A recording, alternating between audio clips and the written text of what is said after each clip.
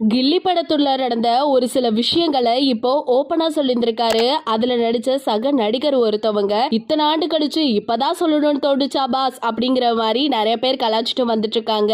அந்த பீம்ஸ் குறித்து இப்போ கராத்தே ராஜா என்ன சொல்லியிருக்காரு அப்படிங்கறத இப்ப நம்ம இந்த வீடியோல நம்ம இப்போ முழுமையா பார்க்கலாம். தரணி இயக்கத்துல 2004ஆம் ஆண்டு வெளிவந்த சூப்பர் டூப்பர் ஹிட் ஆன ஒரு படம்னா கில்லி தான். இந்த படத்துல விஜய், த்ரிஷா, பிரகாஷ் ராஜ்னு எல்லாருமே சூப்பரா நடிச்சிருந்திருப்பாங்க.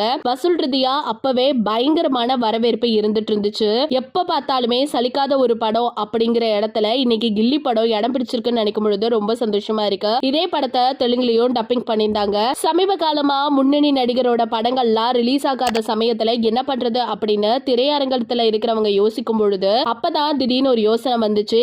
ஏன் நம்ம பழைய படங்கள்ல ரீரிலீஸ் பண்ணக்கூடாது அப்படின்னு சொல்லிட்டு அப்பதான் ஹிட்டான படங்களை தேர்வு செஞ்சிருக்காங்க. அந்த இடத்துல கில்லி படமும் வந்திருக்கு. அப்பதான் கடந்த மாதம் திரையரங்குல எல்லாத்திலுமே ரீரிலீஸ் செய்யப்பட்ட இந்த படம் கிட்டத்தட்ட பயங்கரமா வசூல் ரீதியா 100 கோடியை தாண்டிடுச்சுன்னு நினைக்கும் பொழுது ரொம்பவே சந்தோஷமா இருக்கு. முக்கியமா சொல்லணும் அப்படின்னு கேட்டா சலிக்காத ஒரு படமா இன்னைக்கும் பேசப்பட்டு இருக்கு. சில படங்கள்லாம் ரிலீஸ் ஆன உடனே கொஞ்ச நாளைக்கு தான் ஓட்டுவாங்க. ஆனா ரீரிலீஸ் ஆன படம் இன்னைக்கும் ஓடிக்கிட்டு இருக்குன்னா அதுக்கு காரணம் அந்த படத்துல இருந்த காட்சிகளும் சரி, அந்த படத்தை எடுத்த விதமும் சரி, அதோட இந்த படத்துல நடிச்ச நடிகர்கள், இயக்குனர்கள், படக்குழுவினர் சொல்லிட்டு ஒவ்வொருத்தவங்களும் வச்சு இப்ப நிறைய பேட்டிகளும் எடுத்துட்டு வந்துட்டு இருக்காங்க.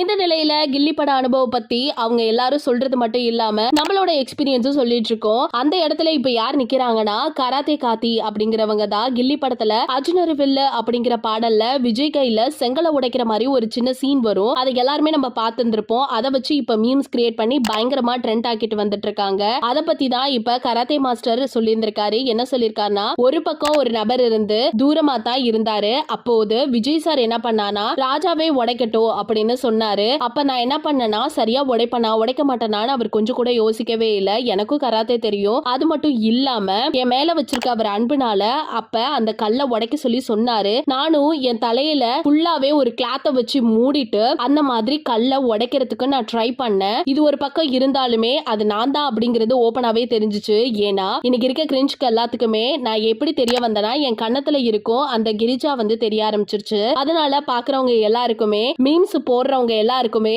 ஐயோ இது நான் தான்ங்கிறது தெரிஞ்சதுனால என்னை வச்சு கலாச்சிட்டு வந்துட்டு இருக்காங்க. இதெல்லாம் ஒரு பக்கம் இருந்தாலுமே த்ரிஷா அவர்களும் என்னை வச்சு ஒரு கதையை ரெடி பண்ணி இருந்தாங்க.